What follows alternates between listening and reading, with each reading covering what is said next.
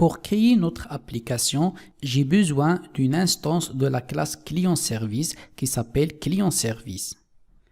Une autre remarque pour la création de l'objet client-service, c'est de s'assurer que vous avez une seule instance dans tout votre projet. Pourquoi? Parce que c'est dans l'objet client-service qui contient la liste des données et cette liste doit être unique. Si vous avez plusieurs instances de l'objet client-service, dans ce cas, vous devez mettre la liste des clients ou la collection clients comme statique. Comme ça, vous aurez sûr que vous avez une seule liste de données dans votre projet. Pour l'affichage de menu, j'ai créé une méthode statique qui ne retourne pas, void, qui permet d'afficher le menu de notre application. Notre menu contient 5 éléments. Le premier élément, afficher tous les clients. 2. Ajouter un client. 3. Supprimer un client. 4. Rechercher un client. Et Q au cinquième ordre, Q pour quitter. Ensuite, j'ai mis une demande pour demander à l'utilisateur de saisir son choix, c'est-à-dire le numéro de l'ordre à exécuter.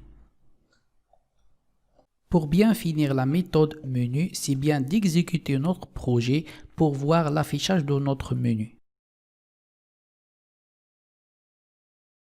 Voilà, notre menu est affiché maintenant. Nous pouvons faire quelques améliorations dans notre menu. Par exemple, nous pouvons ajouter ici une tabulation et ici une tabulation.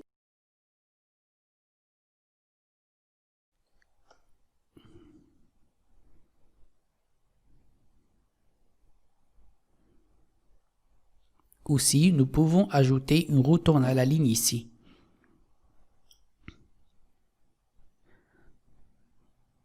Aussi, ici, je peux ajouter un autre retourne à la ligne.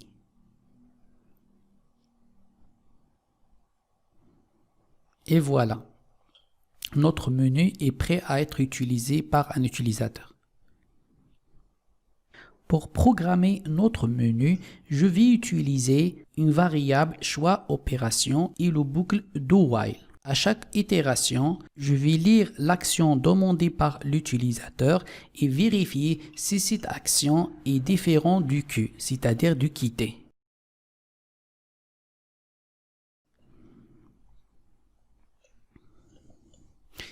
Donc avant de continuer, je vais tester le fonctionnement de notre menu. J'ai tapé 1, la boucle do while va continuer ces itérations parce que 1 est différent de Q. Donc ensuite, il va répéter jusqu'à l'utilisateur saisir Q, ça veut dire quitter. Voilà, notre menu marche très bien. Après la saisie de l'action de l'utilisateur, je vais utiliser switch pour choisir l'action à exécuter selon la valeur saisie par l'utilisateur. Alors, dans notre switch, nous avons 4 ordres à exécuter selon la valeur saisie par l'utilisateur.